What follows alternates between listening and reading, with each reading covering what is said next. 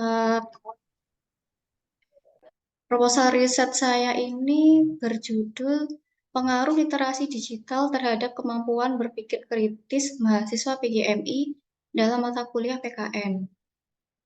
Latar belakang saya mengambil penelitian ini adalah ketika observasi dan praktik mengajar di kelas itu, mahasiswa itu hampir jarang menggunakan buku sebagai sumber belajarnya. Mereka lebih banyak menggunakan internet sebagai sumber informasi ketika mengerjakan tugas, baik itu tugas individu maupun tugas presentasi. Dan juga selama perkuliahan berlangsung itu, sebagian besar mahasiswa mengakses internet ketika tabnya presentasi. Jadi yang lainnya itu mencari sumber belajar dengan ponselnya masing-masing seperti itu.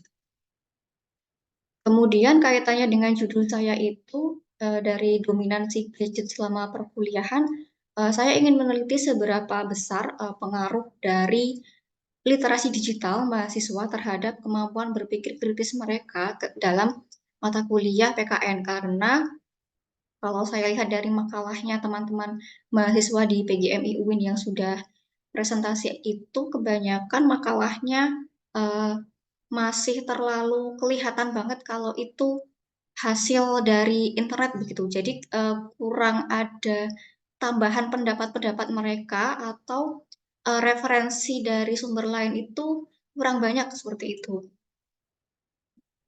Dan juga kaitannya dengan mata kuliah PKN itu karena PKN lebih dominan dengan teori, jadi seringkali materi-materi dalam PKN itu dianggap mudah seperti itu oleh mahasiswa. Padahal dari PKN itu banyak sekali gejala sosial di masyarakat yang bisa diangkat ke dalam topik diskusi. Tapi ketika presentasi itu mereka lebih banyak sekedar teori dari yang dipresentasikan daripada mengangkat kasus-kasus yang dapat mereka diskusikan, berpikir secara kritis untuk menemukan solusi bersama. Seperti itu latar belakang masalahnya. Selanjutnya, jenis penelitian ini menggunakan kuantitatif dengan ex post facto yang meneliti hubungan sebab akibat dan tidak ada manipulasi atau diberi perlakuan oleh peneliti. Teknik pengambilan datanya dengan menyebarkan kuesioner menggunakan Google Form yang nanti dikirimkan linknya melalui grup kelas. Selanjutnya, populasi dan sampelnya mahasiswa PGMI UIN semester 4 yang mengambil mata kuliah PKN itu populasinya. Selanjutnya, sampel yang diambil sejumlah 40 mahasiswa atau satu kelas yang saya masuki untuk praktik mengajar. Sebenarnya untuk populasi dan sampel ini saya masih bingung karena dari ketiga kelas, kelas A, B, dan C, itu kalau dijumlahkan semuanya mahasiswanya tidak sampai 100. Jadi saya masih bingung apakah populasi dan sampelnya itu saya ambil semua atau hanya kelas yang saya masuki saja. Jadi pada bagian populasi dan sampel ini mohon bimbingannya Bu Sekar, Bu Woro, dan juga teman-teman karena saya masih bingung untuk pengambilan sampelnya. Selanjutnya, variabel yang digunakan, variabel bebasnya adalah literasi digital, sedangkan variabel terikatnya adalah berpikir kritis. Di sini belum saya jelaskan secara detail tentang definisi operasional variabelnya, baik itu variabel bebas maupun variabel terikatnya. Selanjutnya, instrumen yang saya gunakan ini baru saya masukkan yang instrumen literasi digital saja, yaitu memuat kurang lebih 5 dimensi. Dimensi yang pertama, literasi informasi dan data, kemudian komunikasi dan kolaborasi, yang ketiga, kompetensi digital, yang keempat, keamanan, yang kelima adalah pemecahan masalah. Selanjutnya, indikator ini saya turunkan dari dimensinya. Yang dimensi yang pertama, literasi informasi dan data, ini saya turunkan menjadi 2 indikator, yaitu kemampuan untuk mencari dan menyaring data, informasi, serta konten digital. Yang kedua, mengelola data dan informasi serta konten digital. Yang kedua, dimensinya saya turunkan menjadi 3 indikator. Yang ketiga ada 2 indikator. Kemudian dimensi keempat, keamanan itu ada 2 indikator. Dan yang kelima, pemecahan masalah itu baru saya turunkan dalam 1 indikator. Dan sepertinya apakah saya juga ingin konsultasi ini dengan Bu Woro, Bu Sekar, dan teman-teman, apakah dari indikatornya ini masih perlu diturunkan lagi atau dikembangkan lagi, atau adakah beberapa yang perlu dikembangkan lagi? Selanjutnya dari indikatornya ini belum saya buat instrumen, baru sampai di indikator saja. Kalau untuk angketnya belum ada, dan juga apa, nomor-nomor yang memuat pernyataan positif negatif yang penelitian kuantitatif itu juga belum saya buat. Sementara ini punya saya hanya baru sampai instrumen yang menurunkan bagian indikator saja. Demikian Ibu dan teman-teman, presentasi dari proposal riset saya. Mohon masukan dan bimbingannya dari Bu Sekar, Bu Woro, dan teman-teman. Terima kasih. Selanjutnya saya kembalikan ke PJ, Mbak Hera.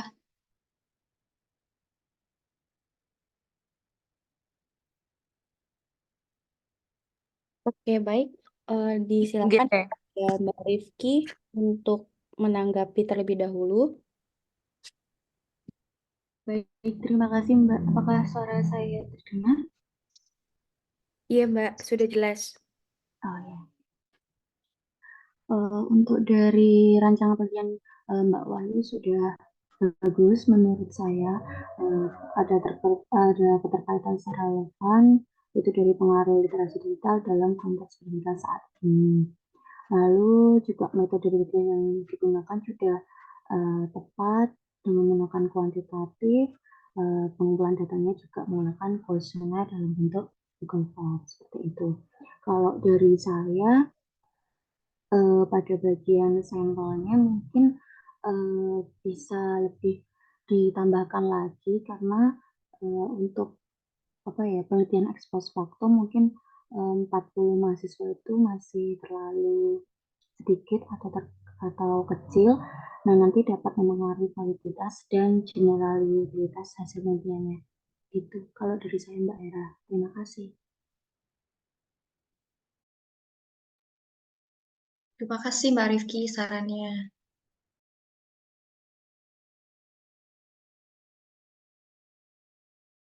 Baik, selanjutnya mungkin boleh Ibu untuk dapat masuk atau Ibu Sekar, Bu Woro. Ya, Kan. saya ya. Mbak sampai mau yang presentasi? Wahyu Ibu. Mbak Wahyu praktiknya di mana? Di kampus mana? Di UIN Ibu. Di UIN sudah mulai mengajar? Sudah Berapa kali? 4 kali. Oke, berarti nanti untuk berikutnya yang presentasi kan kalau di RPS itu kegiatan hari ini itu sudah sekaligus presentasi hasil praktik gitu. Jadi berikutnya saja atau Mbak punyamu ditambahkan informasi dari 4 kali praktik yang sudah berjalan. Kira-kira kira-kira seperti apa? Tadi belum disampaikan toh? Iya, belum ada. Mana? Lisan saja, rasa diketik. Dari keempat kali praktik mengajar itu, mahasiswanya memang kebanyakan ambilnya dari internet Ibu, sumber belajarnya. Yang pakai buku itu jarang, bahkan tidak ada selama saya bertanya jawab secara singkat dengan mahasiswa di sana. Dan juga mereka itu ambil sumber belajarnya dari internet itu belum di apa, mereka sudah memfilter tapi belum terlalu seperti itu. Jadi seperti kesannya ada beberapa materi yang langsung ambil seperti itu, kemudian dipresentasikan di kelas seperti itu. Tapi ketika pada saat sesi tanya jawab itu, kelompok penyajinya bisa menjawab dengan baik pertanyaan teman-temannya, itu bisa. Mereka mencari informasi di internet itu cepat gitu, mengetik di laptop atau di HP, kemudian langsung ketemu jawabannya dan bisa mengkomunikasikannya dengan baik ke teman-temannya, seperti itu Ibu. Mata kuliahmu itu PKN lebih spesifiknya apa Mbak? Pendidikan atau pembelajaran atau Kalau di UIN namanya PKN lanjut MISD Ibu. Nah, kui inti kontennya tentang apa? Masih sekitar konsep-konsep dari PKN itu, belum ke Oh, pembelajaran PKN-nya. terus kaitannya sama risetmu. Tadi kan pengaruh literasi digital ya? Iya, Kok pengaruh literasi digital ya?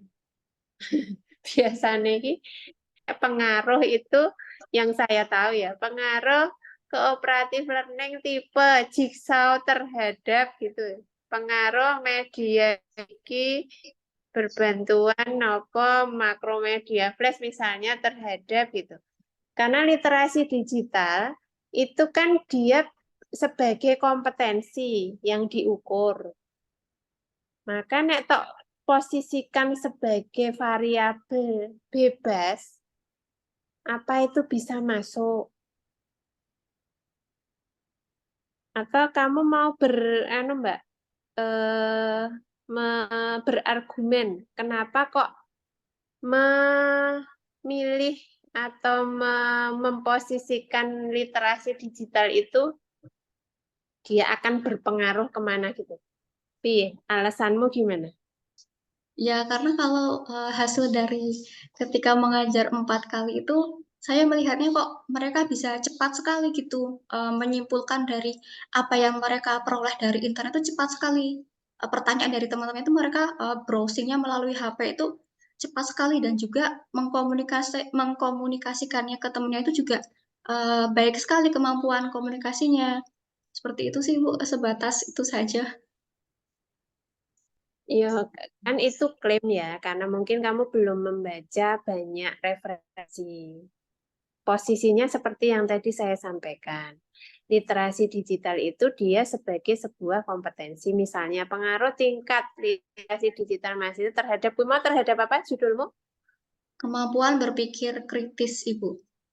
Nah, ya podo-podo kemampuan pikir tadi. Nek saya pengaruh pemanfaatan, misalnya pemanfaatan eh apa kuwi tapi nek pemanfaatan ki ya masih subjektif ya. Pengaruh pemanfaatan internet misalnya, pemanfaatan YouTube misalnya terhadap tingkat literasi digital mahasiswa. Menurut saya itu lebih umum, judul itu lebih mudah ditemui di jurnal-jurnal yang sudah terbit. Tapi silahkan nanti dibuktikan saja apakah memang jurnal yang sudah publish itu memposisikan literasi digital sebagai variabel bebas seperti punya. Saya rasa itu ya. Iya, Bu. Terima kasih. Oke, sama-sama.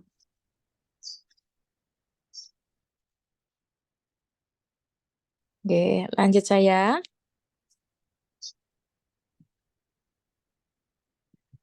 Lanjut, Bu Wara. Oke, siap. Hati-hati, Bu. Ya, saya melanjutkan ya review dari Bu Sekar. Mbak, misalnya kamu ini mau eksperimen. Kuantitatif, Ibu. Kuantitatif, lah ya eksperimen juga kuantitatif, tapi kuantitatif gimana? Expose Expose facto? facto. Iya. Expose facto, oke. Em, yang akan kamu lakukan kira-kira seperti apa gambarannya, risetnya? Gambaran saya menyebar angket ke mahasiswa tentang variabel dari penelitian saya. Kemudian angketnya itu diolah dengan statistik, Ibu. SPSS. Seperti itu Angketnya sementara. untuk menggali data apa? Pengaruh dari literasi digital pada kemampuan berpikir kritis mahasiswa, Ibu.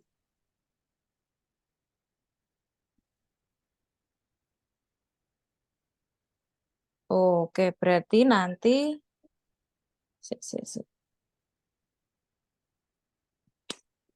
Berarti maksudnya adalah kemampuan, kamu akan menggali kemampuan literasi digitalnya seperti apa gitu ya. Iya, Terus terhadap berpikir kritis mahasiswa. berpikir kritis. Nggih.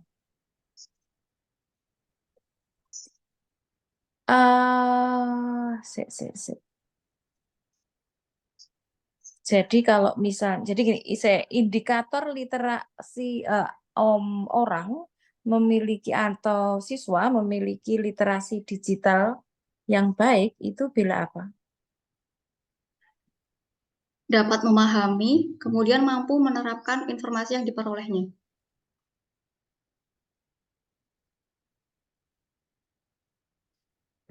Sudah membaca dari beberapa referensi? Baru dibaca secara singkat, Ibu. Ye. Indikator, jadi bukan maknanya ya, tetapi indikator. Ada beberapa indikator seorang siswa atau individu itu memiliki literasi digital yang baik kan gitu nih. Nah dari situ terus dikembangkan instrumen.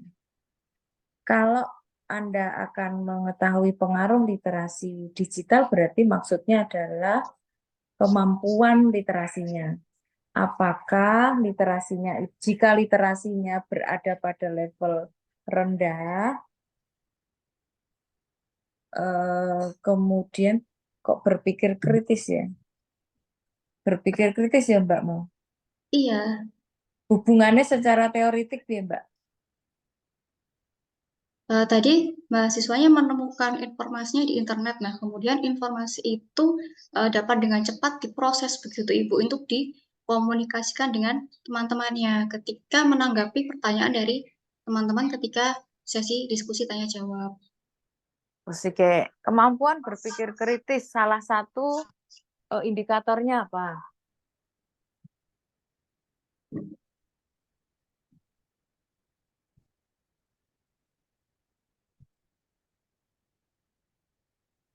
Suaraku kok menang baik?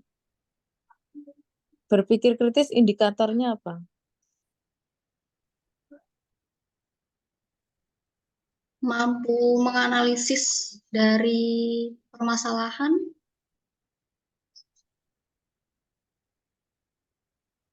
Hubungannya dengan literasi digital dan kemampuan menganalisis? dari memperoleh sumber informasinya Ibu, kemudian dianalisis.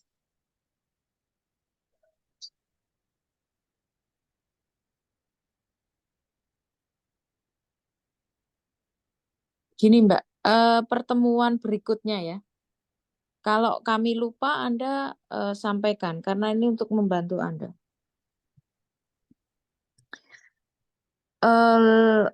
Indikator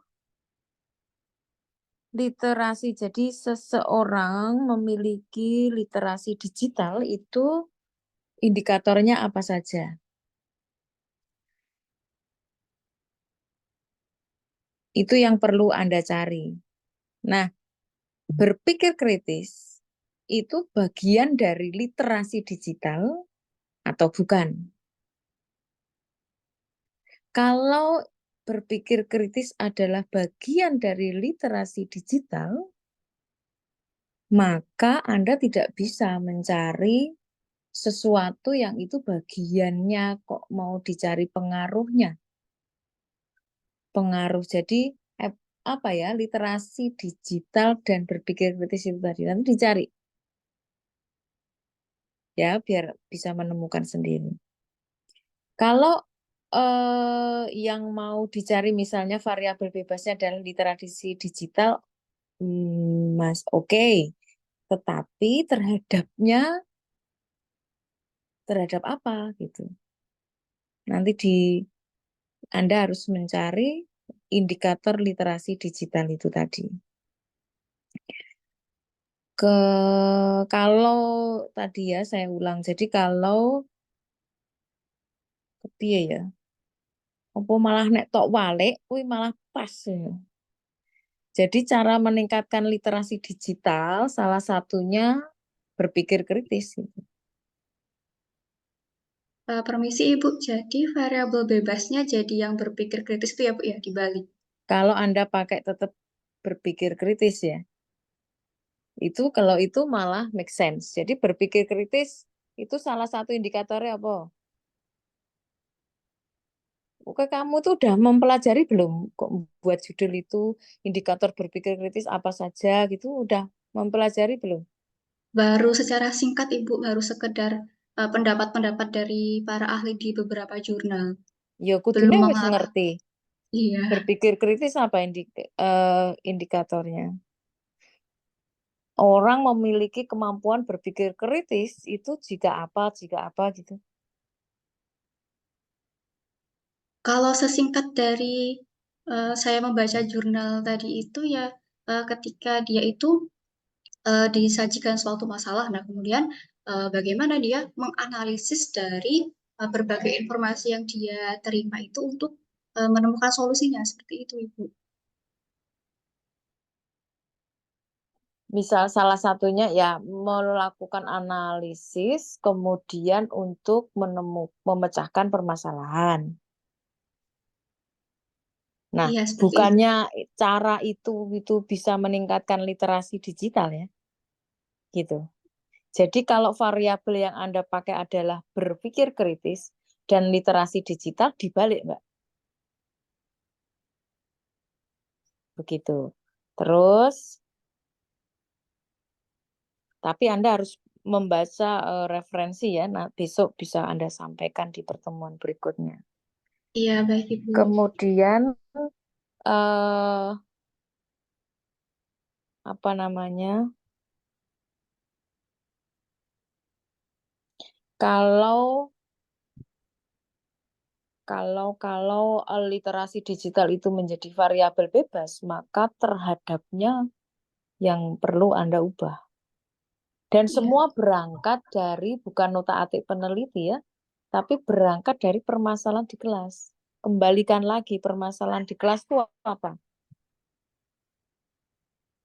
Apa, Mbak? permasalahannya di kelas selama saya praktik 4 kali itu tadi memfilter informasi dari internetnya kurang menyeluruh dan juga kemampuan berpikir analitisnya itu seperti ketika PKN itu kurang kurang dimaksimalkan seperti itu Ibu, karena PKN itu sebagian besarnya teori. Jadi mahasiswa itu seperti memudahkan PKN-nya.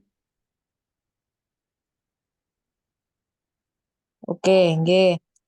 Kemarin itu belum lama kami itu mendapatkan pelatihan dari kementerian tentang literasi digital gitu ya.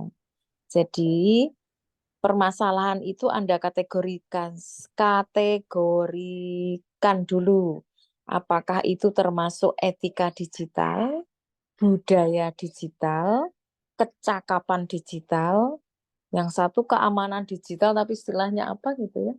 Baru beberapa waktu lalu ikut yang dari kementerian. Nah, dari situ masuk kemana gitu. Nah, apakah di keterampilannya, kecakapan digital, caranya mendapatkan informasi itu secara digital. Nah, misalnya masuk di situ, itunya yang kurang, Anda mau melakukan penelitian eksperimental. Berarti Anda bisa misalnya, bukan eksperimen, kuantitatif expose factor ya, Anda bisa mencari hubungan atau pengaruh boleh itu antara kemampuan literasi digital pada aspek misalnya kecakapan digital terhadap apa gitu. Kalau kalau dia mampu bukan berpikir kritis tentunya karena itu bagian dari literasi digital, tetapi misalnya terhadap apa ya capaian pembelajaran gitu ya atau pencapaian tujuan pembelajaran maksudnya pada bagian yang mana gitu.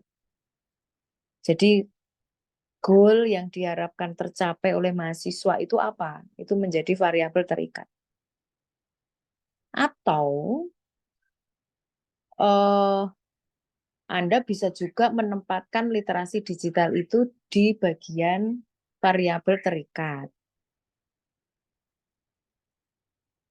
Apakah apa-apa-apa memiliki pengaruh terhadap kecakapan digital? Variabelnya apa gitu. Misalnya saja kalau saran saya ya ini hanya sekedar saran, tapi silakan nanti dipertimbangkan. Anda kan melakukan praktek ya, praktek berkali-kali. Sebenarnya Anda bisa melakukan penelitian kuantitatif yang eksperimen misalnya ya, melakukan treatment apa untuk terus nanti mencari pengaruhnya terhadap kecakapan digital gitu.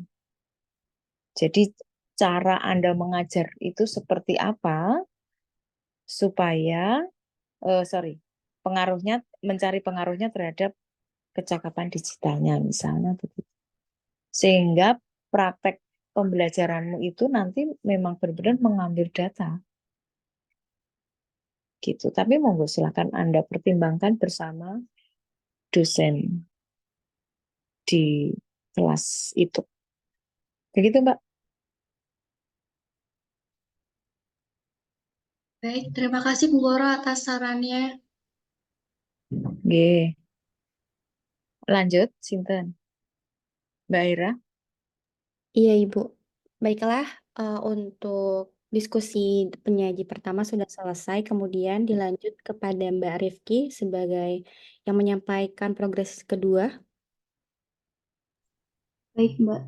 Ya, disilakan.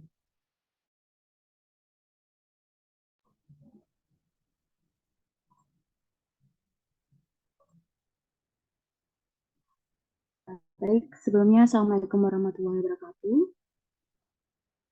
Waalaikumsalam warahmatullahi wabarakatuh. Perkenalkan, Ibu, nama saya Rifki Puspakaniru dengan terakhir 0078. Pada kesempatan kali ini, saya izin menyampaikan terkait artikel yang akan saya gunakan nantinya. Untuk judulnya itu pengaruh model TGT terhadap peningkatan keterampilan penyelesaian masalah dengan materi FTP dan KPK pada mahasiswa PGSD UPY. Untuk variabelnya itu ada dua, variabel untuk model TGT, variabel terikat itu peningkatan keterampilan penyelesaian masalah. Yang melatar belakangi munculnya judul artikel tersebut yaitu dari hasil observasi yang saya lakukan pada hari Senin tanggal 18 Maret 2024 dan dikuatkan dengan hasil analisis kebutuhan mahasiswa yang dikumpulkan dalam bentuk Google Form yang saya sebar pada hari Senin 18 Maret 2024. Hal tersebut menunjukkan bahwa mahasiswa dalam ketika yaitu sebagai berikut. Yang pertama, 28,5% mahasiswa mengalami kendala yang sama, yaitu lupa rumus matematika. Yang kedua, sebanyak 30,7% mahasiswa mengalami kendala dalam pemahaman penyelesaian soal cerita dalam pelajaran matematika. Dan yang ketiga, dari beberapa materi yang telah dipaparkan melalui RPS perkuliahan, sebanyak 48,5% mahasiswa cenderung kurang paham dalam penyelesaian terkait materi FTP dan KPK. Nah, apabila permasalahan tersebut tidak segera diatasi, maka proses pembelajaran yang dilakukan itu tidak efektif, tujuan pembelajaran tidak tercapai maksimal, dan berdampak pada hasil akademik mahasiswa. Maka dari itu, penelitian ini saya lakukan dengan menggunakan model TGT dengan harapan dapat menarik perhatian dan membahas semangat mahasiswa dalam penyelesaian masalah baik materi FTP dan KPK. Hal tersebut sesuai dengan yang dikemukakan oleh Salvin tahun 1995 dalam Rosmalan tahun 2018 bahwa model TGT itu dapat merangsang keaktifan siswa untuk berpartisipasi menyelesaikan tugas akademik melalui kompetisi tim. Selain itu juga model TGT itu memiliki kelebihan, yaitu dapat memotivasi belajar yang lebih tinggi, hasil belajar lebih baik, proses belajar mengajar berlangsung dengan untuk metode penelitian yang saya gunakan yaitu kuantitatif dengan simulasi eksperimen. Desain penelitiannya itu pretest post-test control group design. Jadi nantinya ada dua kelas, ada eksperimen dan ada kontrol. Di sini eksperimen yang pertama saya beri, tahap kedua saya berikan treatment berupa pakai model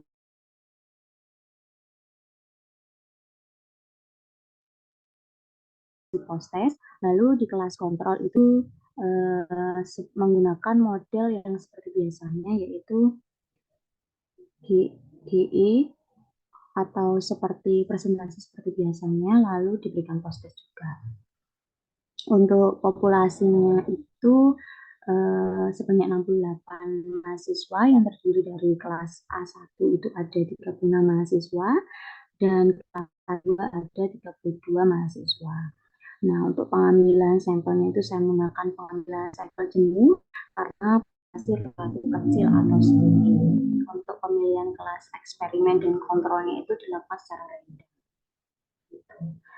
Yang sudah saya katakan tadi bahwa kelas eksperimen di kelas A1 saya berikan perlakuan menggunakan model DGT dan kelas kontrol di kelas A2 saya berikan perlakuan menggunakan model group investigation atau GI. Untuk instrumennya saya menggunakan tes keterampilan penyelesaian masalah berupa soal uraian. Untuk indikator peningkatan keterampilan penyelesaian masalah itu sendiri menurut Polya itu ada 4. Yang pertama memahami yang ketiga menyelesaikan masalah yang sesuai rencana, yang keempat pengecekan kembali terhadap semua langkah. Nah, di sini indikator-indikator tersebut saya jadikan patokan dalam penilaian peningkatan keterampilan penyelesaian masalah materi FEB dan KPK. Adapun cara penilaiannya itu diberi rentang nilai 1 sampai 5, kemudian nilai maksimalnya diberikan 5. Untuk pelaksanaan tes keterampilan penyelesaian masalah siswa, kelas eksperimen dan kontrol diberikan dalam bentuk 4 butir soal uraian berdasarkan materi FEB dan KPK. Untuk kenapa saya memberikan 4 butir soal uraian matematika, tadi saya juga sudah menjelaskan ke dosen pamong saya bahwa mungkin untuk meminimalisir waktu yang digunakan juga seperti itu. Dan beliau juga menyetujui bahwa pretest post-testnya 4 soal uraian saja yang dikerjakan secara langsung di kelas selama 20 menit. Tapi untuk soal tesnya tadi saya sudah menyampaikan sama dosen pamong bahwa untuk menjadi validator konten beliau mungkin belum sempat untuk membaca detailnya, jadi beliau belum menyampaikan kira-kira mana yang tepat untuk dijadikan pretest dan post-test untuk ada 16 seperti itu. Mungkin nanti kalau Bu atau Bu Sekar berkenan untuk memilihkan soal yang terbaik untuk pretest dan post-test, warahmatullahi wabarakatuh.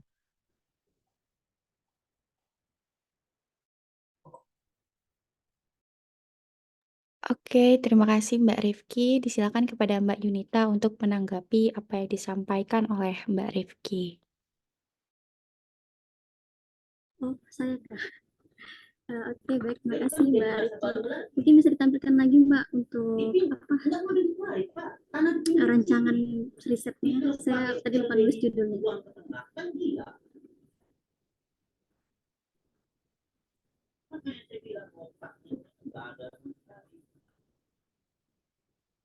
Pengaruh model tinggi turnamen nyata TGT terhadap peningkatan keterampilan penyelesaian masalah materi FEB dan KPK pada mahasiswa TGSD. Saya melihat penilaian tesnya deh, pengaruh model ya. Nah,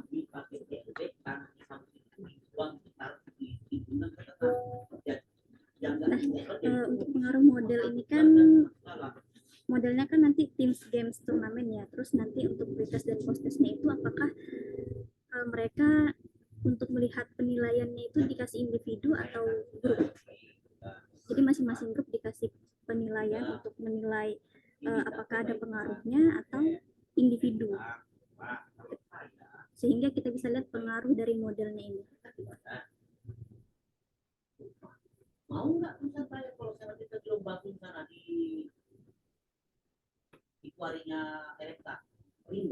peningkatan keterampilan penyelesaian masalah, karena kan kalau matematika itu kan untuk mau melihat peningkatan keterampilan penyelesaian masalahnya, kalau dari Teams berarti kan nggak individu ya, maksudnya individu tuh nggak ngerjain tesnya itu. Jadi untuk menilai adanya pengaruh, apakah nanti hasil dari grupnya itu yang dinilai untuk melihat pengaruhnya, atau nanti ada tes individunya? Izin menjawab Mbak. Jadi saya rencananya itu yang pertama kan pretest dulu masing-masing individu untuk dikerjakan secara individu. Terus habis itu saya kasih treatment berupa TGT. Nah, TGT itu nanti hanya sekedar mengerjakan soal yang kelompok aja. Terus nanti untuk post testnya tetap secara individu. Jadi nanti kita tahu pengaruhnya itu dari masing-masing individu juga. Gitu. Oh gitu. Ya. Oke Mbak, mungkin itu aja dari saya sih. Cuma nanya itu aja tadi. Terima kasih. Oke, dari Mbak Yunita ada lagi yang mau disampaikan untuk Mbak Rifki atau sudah? Udah sih. Oke, monggo Ibu Woro atau Ibu Sekar, disilakan. Ya, baik. Bu Sekar sedang perjalanan. Gini, dari judulnya dulu, kata peningkatannya dihapus. Jadi pengaruh model TGT terhadap keterampilan penyelesaian masalah. Oke. Kemudian tadi yang kelompok kontrol menggunakan model pembelajaran GI ya. Ya Bu, yang kayak biasa itu saya cuma ngikut di RPS ibunya. Jadi mahasiswa itu presentasi kayak gitu. GI itu yang biasa dilakukan dosennya. Iya, yang mahasiswa presentasi, terus nanti ada tanya jawab, terus nanti dosen review dan penguatan seperti itu Bu. Apakah itu group investigation? Kalau saya cek ciri-cirinya tuh iya sih Bu, tapi kurang tahu, belum cek yang lebih lanjut lagi Bu. Tahapannya apa? Coba sekarang dicek model GI. Oh iya, bentar Bu. Tahapannya itu kemarin kalau saya baca tuh dosen membagi kelompok, terus membagi materi, lalu mahasiswa itu mencari atau investigation materinya itu lalu dipresentasikan, terus baru itu Bu, sama kayak biasanya kayak gitu.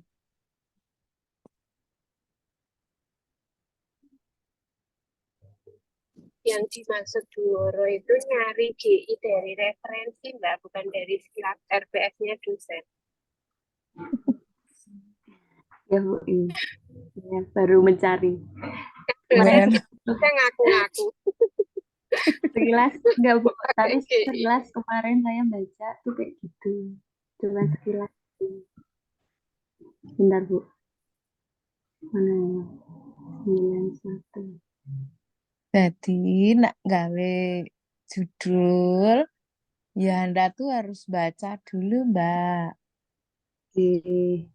Terus kelompok kontrolnya biasanya model pembelajarannya apa? Itu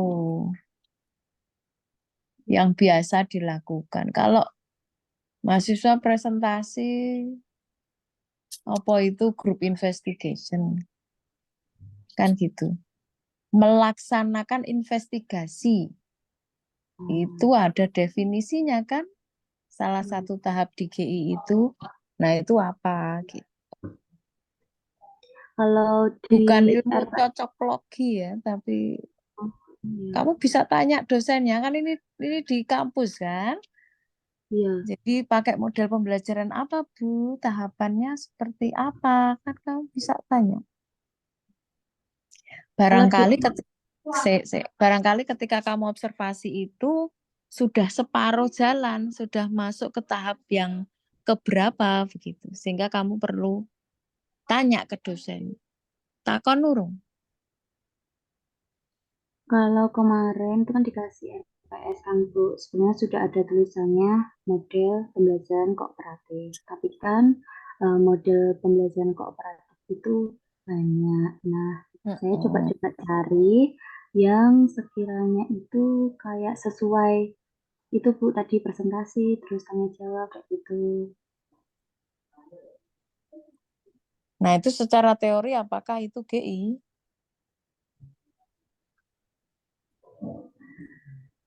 Hmm, Ya, wis engko tak goleki. Kancane akeh sih iki engko selak bubar, selak ya Bu. buka. Ya, Pasti dicari ya Mbak ya. Gitu ya. tahapannya apa gitu. Tok. Terus kalau Anda membandingkan ya model dengan model ini udah oke. Cuman bener nggak sih dosennya biasanya pakai GI gitu. Oh, iya. Nggih.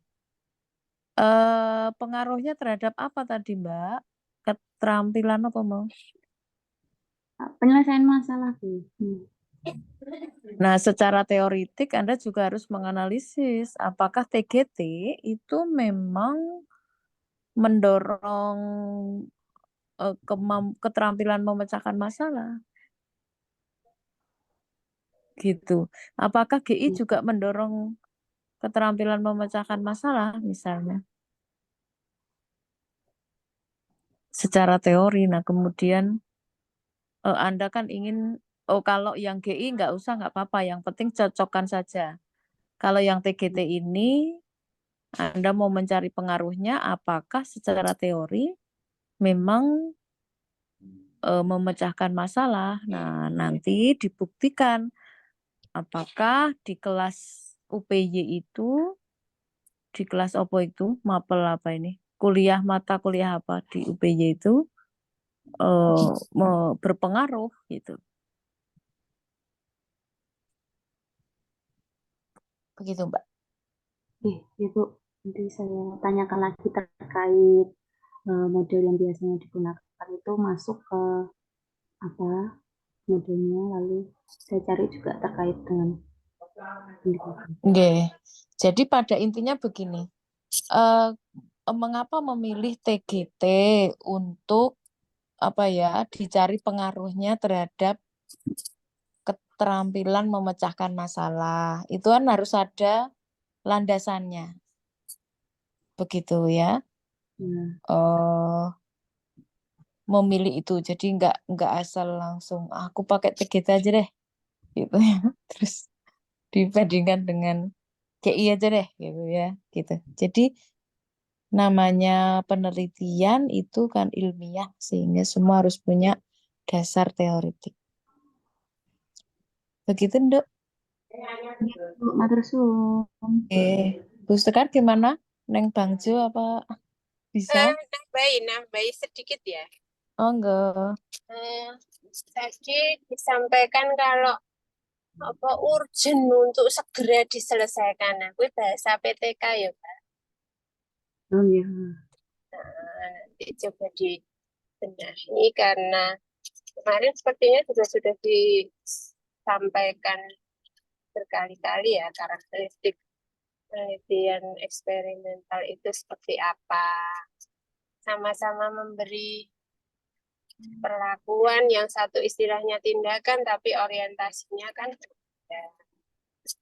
Harus ini sehingga tidak muncul kalimat-kalimat atau kata pilihan kata yang bernuansa dan mencirikan jenis penelitian lainnya. PTK kan urgent karena akan berdampak pada permasalahan lainnya. Biasanya kan gitu ya. Untuk yang tadi misalnya kan kata Bu tadi setara model dengan model. Kalau memang ternyata yang diterapkan oleh dosen itu masih metode misalnya ya punyamu metode permainan ya, dan model. Metode diskusi kelompok misalnya yang diterapkan dosen lalu dengan yang ditreatmentkan di eksperimen itu dengan metode permainan misalnya. Cuma tadi kembali ke apakah permainan bisa ada relevansinya dengan kemampuan atau keterampilan memecahkan masalah. Terus misalnya tetap akan TGT, kan ada tim, ada game, ada turnamen. Itu perbedaannya di teori tentang modelnya itu seperti apa. Yang selama ini biasanya diterapkan di sekolah dasar.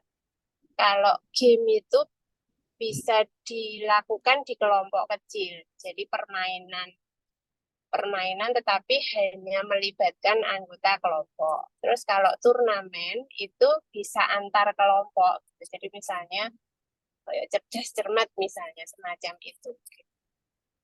Itu teknis saja sih, tapi perlu dipikirkan sejak sekarang supaya saat merancang SAP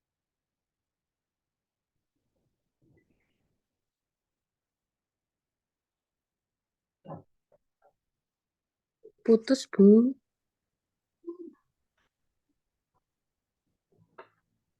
Suaranya Bu Sekar putus ya? Iya, Bu. Tiba-tiba. itu ya Mbak ya. Oke, Bu. Oke, terima kasih. Oke, terima Terima. kasih, Pak Direktur.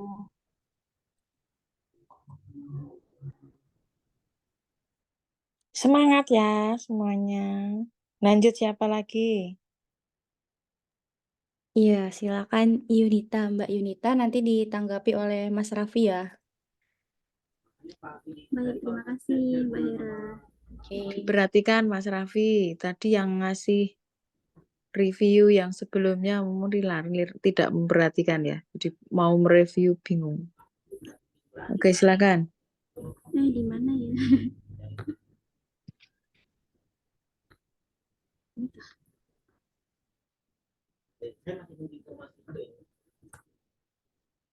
Dekat Mas.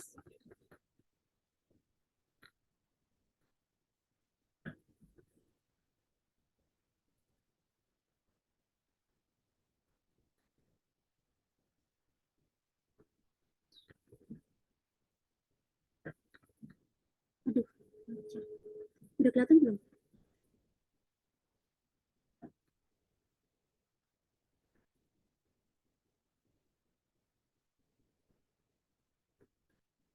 Guys.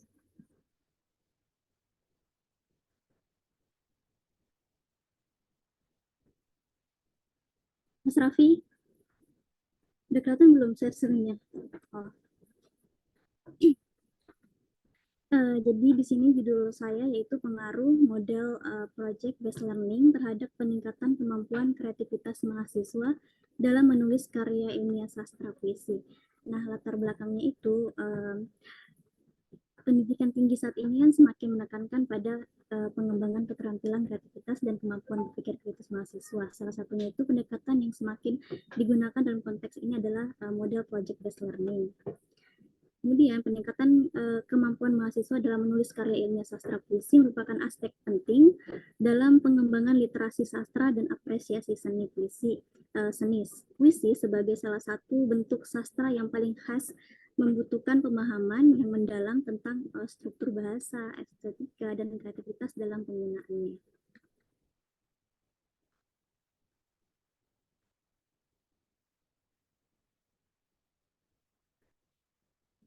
Selanjutnya,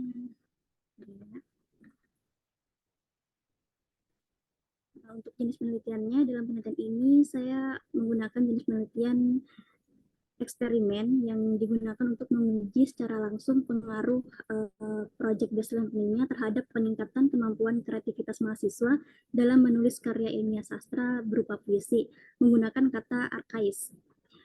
Mahasiswa dapat dibagi menjadi dua kelompok eksperimen yang mengikuti pembelajaran dengan metode PBL dan kelompok kontrol yang mengikuti pembelajaran konvensional. Kemudian perbedaan dalam kemampuan kreativitas mereka dapat diukur sebelum dan sesudah intervensi.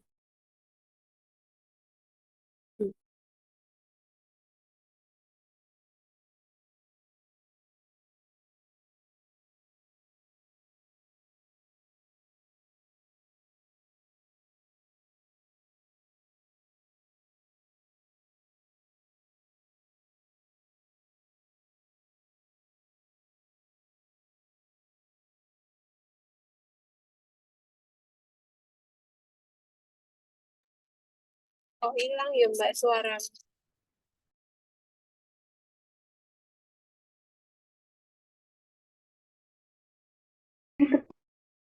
Pendasinya Bu.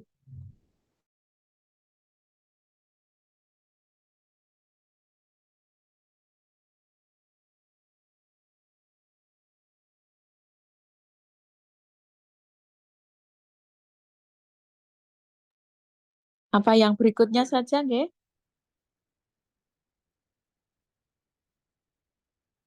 Yang berikutnya saja, Mbak. Nanti bisa diulang. Oke, Mas Raffi, silakan nanti. Mas Vigi ada, Mas Vigi? Oke, nanti tolong ditanggapi ya, yang dipresentasikan Mas Raffi. Silakan, Mas Raffi.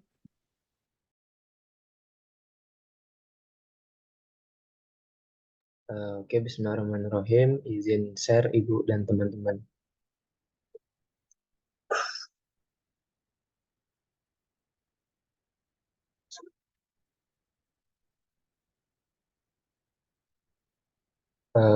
Baiklah, Ibu dan teman-teman semua.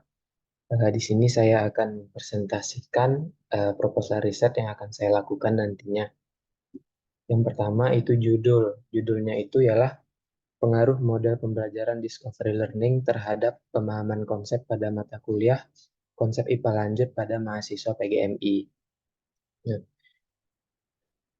adapun latar belakang masalah yang saya jumpai yaitu materi IPA itu menjadi salah satu materi penting untuk siswa SD karena melalui IPA itu anak belajar mengenal lingkungannya. Oleh karena itu, mahasiswa PGSD itu diberikan materi konsep dasar IPA. Nah, lewat mata kuliah konsep dasar IPA ini pada semester 4, namun ternyata belum semua mahasiswa itu memahami konsep dari IPA lanjut itu dengan baik. Permasalahan tersebut terlihat di kelas B, mahasiswa semester 4 dalam mata kuliah IPA lanjut seperti mahasiswa itu belum mampu atau kurang dalam menafsirkan ulang terkait konsep IPA yang telah mereka pelajari sebelumnya. Nah, ketika mahasiswa itu ditanya mengenai konsep, mahasiswa itu hanya membaca pengertian tanpa mengetahui makna yang sebenarnya dari konsep yang mereka pelajari.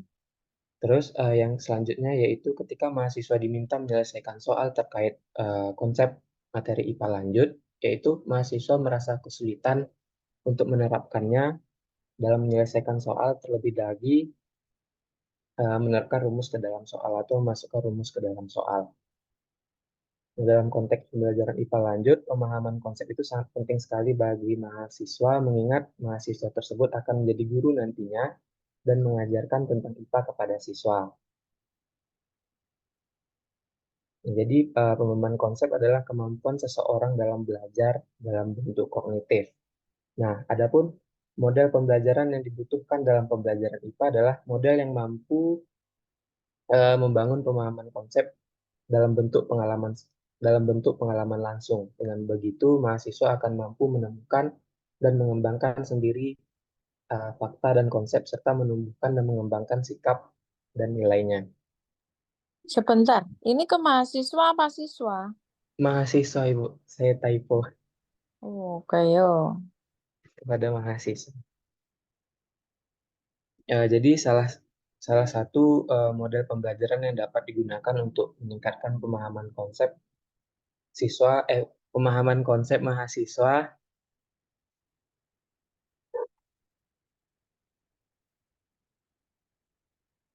pada mata kuliah ini adalah model pembelajaran discovery learning. Pembelajaran penemuan atau pembelajaran discovery learning itu merupakan metode pembelajaran yang berdasarkan konstruktivisme. Berarti mahasiswa tersebut mencari sendiri ilmu dan pengetahuannya dan dosen itu hanya sebagai fasilitator.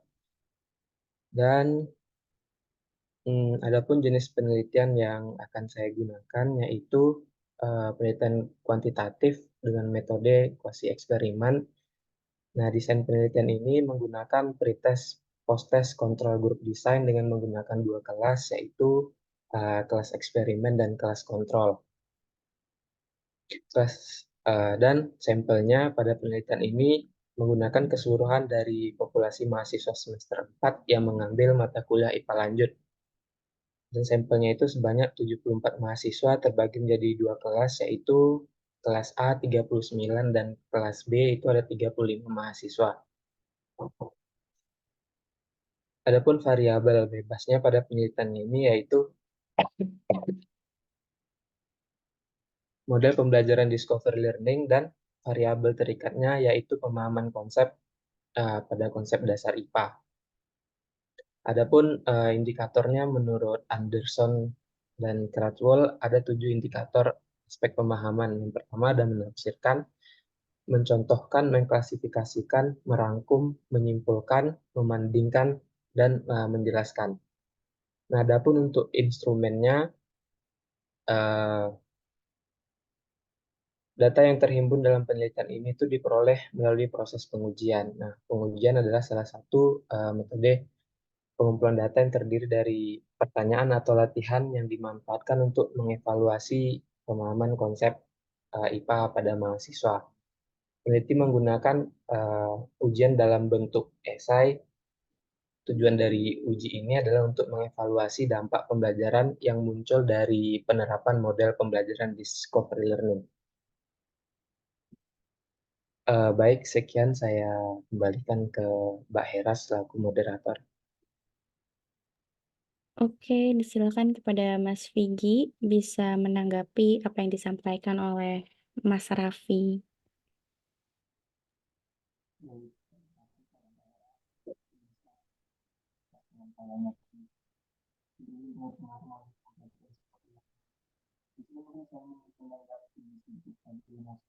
Mohon maaf Mas Vigi.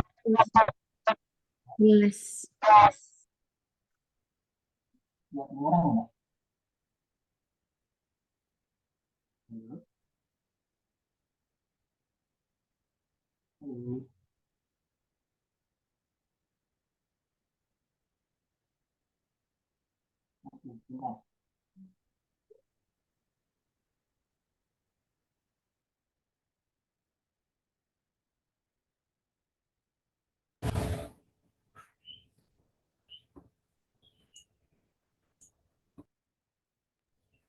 Halo, tes.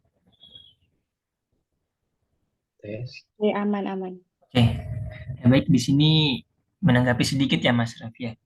Oke, lanjut. Mungkin dua saja ini terkait latar belakang. Mungkin di akhir latar belakang itu bisa dicantumkan gitu lebih detail mengapa mengambil judul tersebut. Nah, setelah itu ada pada pembahasan discovery learning ya Mas. Soalnya kan itu judulnya juga discovery learning ya. Mungkin itu nanti ditambahkan lebih detail gitu pembahasan tentang apa sih itu pembelajaran discovery learning. Soalnya itu kan inti dari ini ya risetnya. Mungkin itu saja Mas yang bisa saya tanggapi. Terima kasih. Terima kasih Mas Vigi atas saran dan masukannya.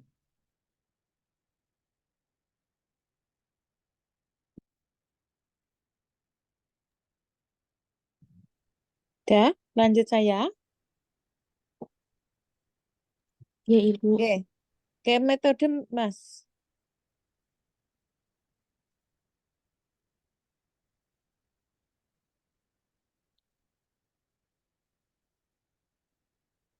Kuasi eksperimen.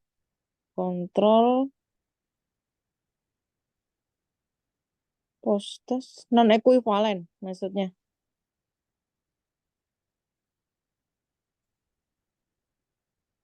Kuasi eksperimen yang mana? Ada dua tuh. Yang kontrol grup desain Ibu, yang menggunakan 2 kelas. Non-equivalent Oh, iya. control group design ya. Itu dicek Hmm, lagi. siap Ibu. Terus pengambilan sampelnya menggunakan apa? Sampling jenuh Ibu, karena mahasiswanya juga sedikit gitu, Ibu. Jadi saya Enggak. mengambil Cara pengambilan sampelnya pakai teknik apa?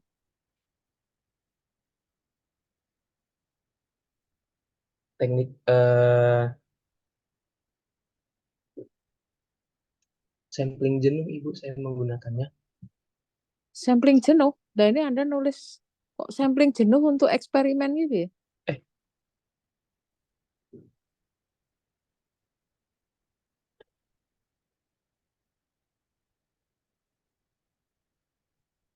Pengambilan sampel itu kan macam-macam. Di antaranya apa yang Anda tahu? ada probability, ada yang pengambilan sampel secara acak dan ada yang tidak secara acak, Ibu. Yang secara acak apa saja? Ada random sampling, ada eh, sistematis sampling,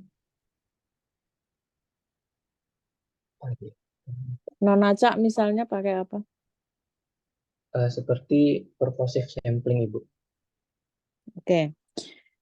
Pengambilan sampel untuk rencana riset Anda pakai apa? Acak atau non acak? Pakai acak, Ibu, random sampling. Nanti dipelajari lagi secara metodologi ya. Siap, Ibu. Non-equivalent control group design.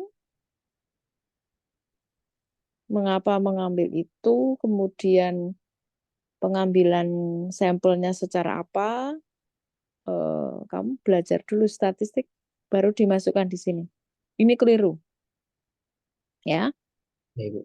jadi nanti dibenerin. Cari dulu, besok sampaikan. Bu, saya Siap, sudah ketemu begini-begini gitu ya. Oke, Ibu. Oke, sekarang secara teknis.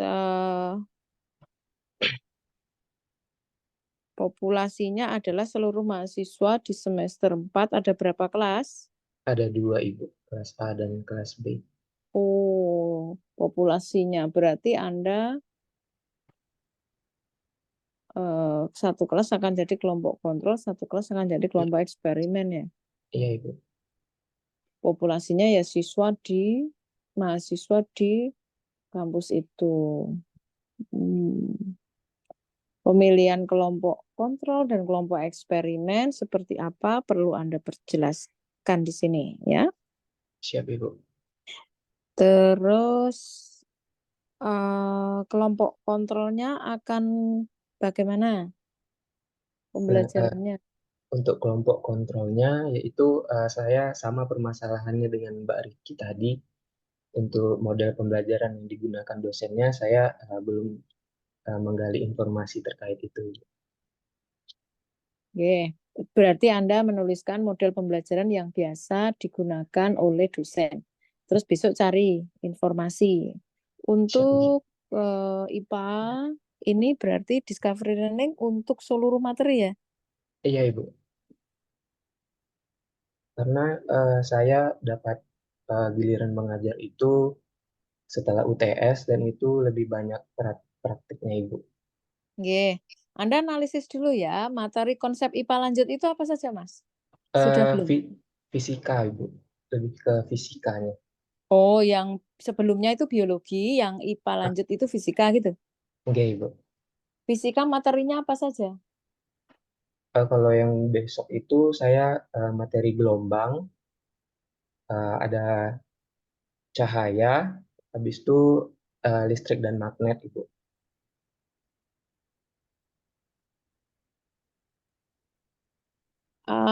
Kalau keseluruhan materinya apa saja? Satu semester ini. Sebentar, Ibu.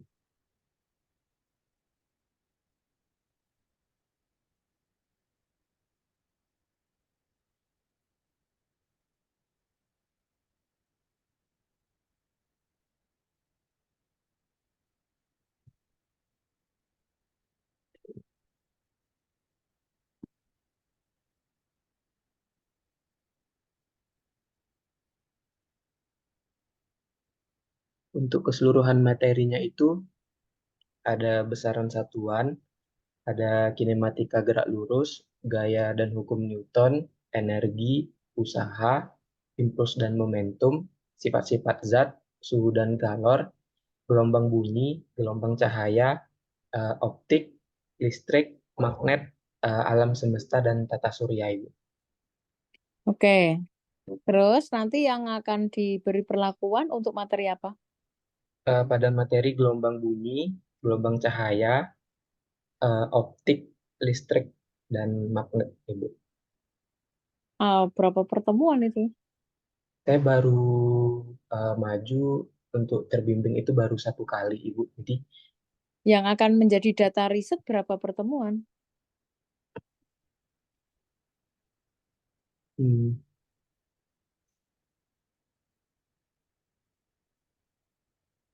Untuk Anda praktek, oke, sebanyak itu. Tapi untuk yang riset sudah ditentukan mau pertemuan, mau materi apa. Nggak bisa belum, kalau bisa sih semuanya, tapi terlalu banyak. maaf, belum saya tentukan, Ibu, Apa materi. kamu udah praktek berapa kali pertemuan? Baru 1 kali, Ibu. Oh, baru 1 kali. 1 kali itu sudah dengan discovery. Belum, Ibu. Saya memakai PBL sebelumnya, Ibu. Ya, paling tidak untuk mengetahui data awal ya. Terus discovery mau dilakukan kapan? Nanti insya Allah sehabis UTS, Ibu. Tapi saya belum menentukan materi mana yang sebagai data risetnya, Ibu. Oke, jadi materinya dianalisis dulu ya, Mas. Ya, Tidak Ibu. semuanya paling baik dengan discovery. Itu yang perlu diingat-ingat. Materi mana yang cocok? Nanti kalau materi itu kemudian ada topik energi misalnya, maka di judul Anda itu bisa ditulis lebih spesifik untuk materi energi gitu kan. Bisa sekian banyak pertemuan. Nah, Anda akan masuk kemana? Gitu Oke, ya. Ibu. Terus karena ini eksperimen,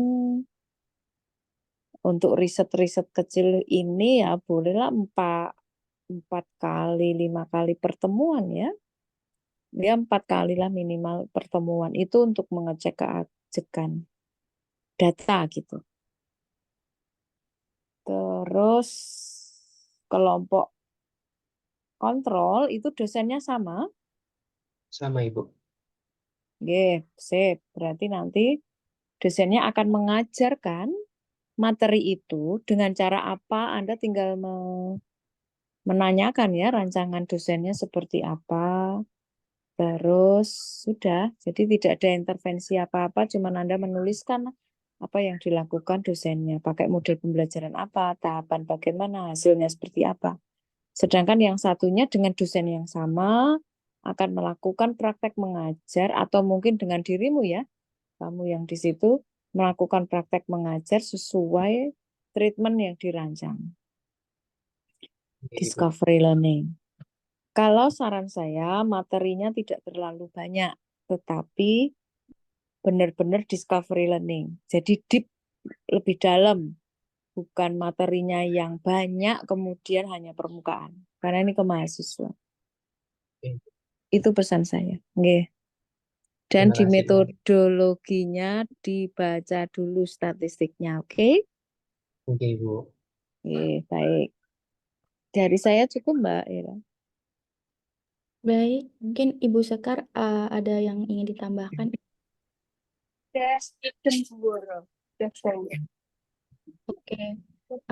Ibu mohon izin, tadi kan juga Ibu Woro membahas terkait pertemuannya itu berapa kali yang discovery-nya Mas Raffi ini. Nah, untuk teman-teman juga kan kebanyakan mungkin pakai eksperimen juga ya Bu terkait model pembelajaran. Nah, baiknya itu berapa sih Bu acuannya untuk melakukan suatu eksperimen terhadap kelas untuk melakukan modelnya itu Bu, apakah cukup misalnya minimal 2 pertemuan ataukah berapa Ibu? Mungkin arahannya, terima kasih Bu. Kalau secara teoritik bahwa suatu eksperimen itu treatment semakin banyak semakin baik. Misalnya saya, ini yang through eksperimen ya, tetapi secara prinsip akan sama. Saya ingin mengetahui pengaruh panas terhadap pemuaian ya, tingkat pemuaian suatu logam. Maka saya perlu melakukan eksperimen itu berkali-kali gitu. Sampai data yang dihasilkan itu memang benar-benar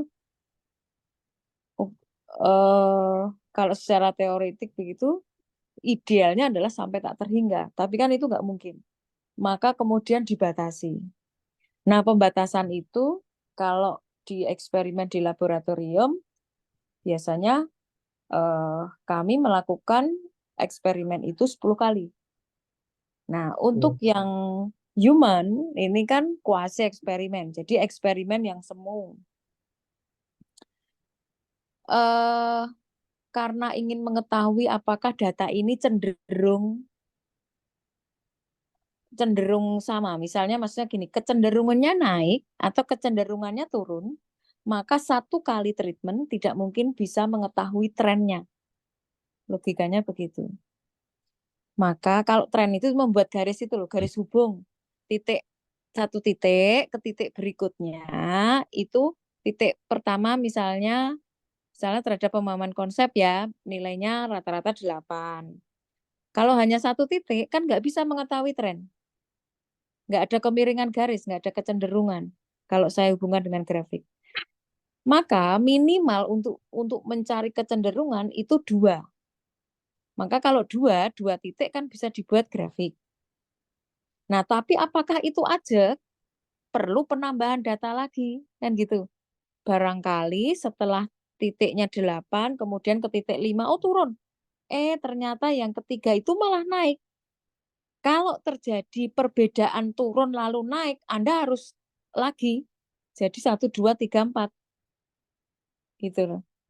Tapi kalau 1, 2 itu naik, 1 lagi itu naik, cukup.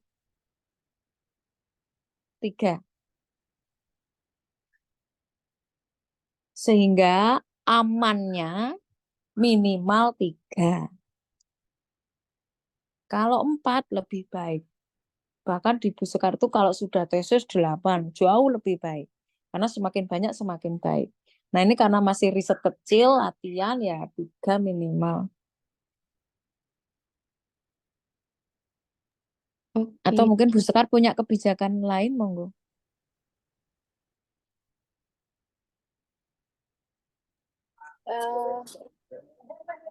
Jadi kalau di RPS itu kan memang di awal observasi ya, kemudian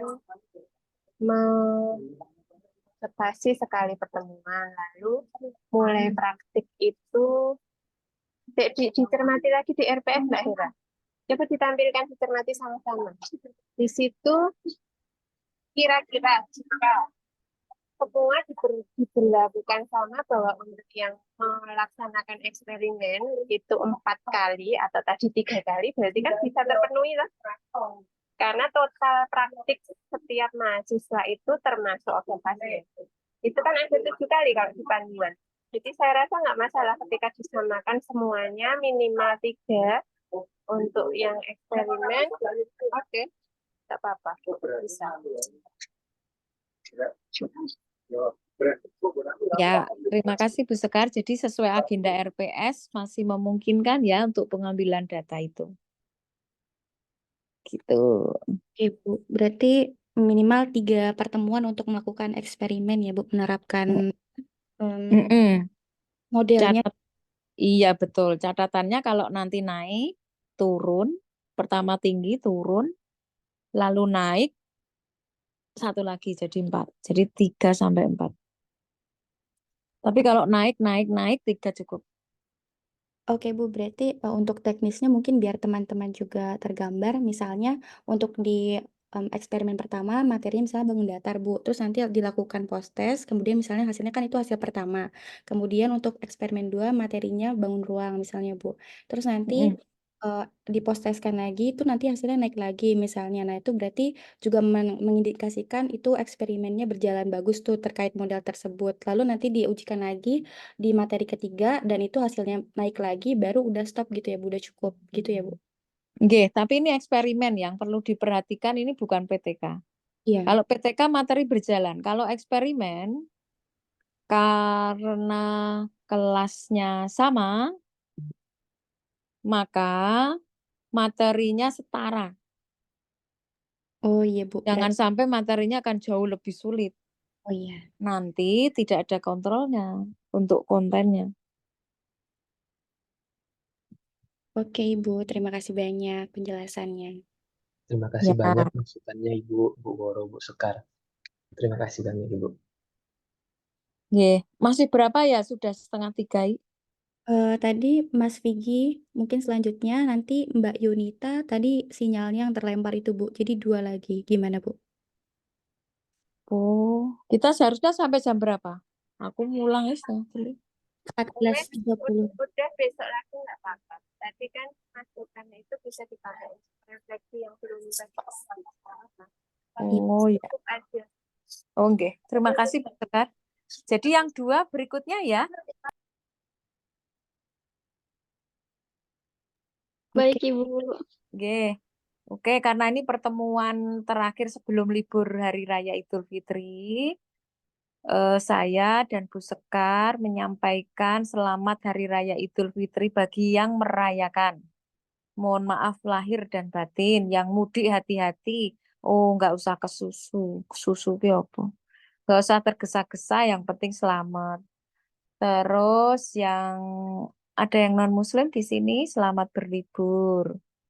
Nanti ikut makan-makan dan bersilaturahim dengan sanak keluarga ya. Oke, saya kira itu saja. Terima kasih Mbak Ira udah memoderatori dan teman-teman semuanya. Sukses selalu ya. Kita cukupkan. Assalamualaikum warahmatullahi wabarakatuh. Waalaikumsalam Waalaikumsalam warahmatullahi wabarakatuh. Terima kasih Bu Terima Woro kasih dan Bu Ibu. Sekar. Mohon maaf.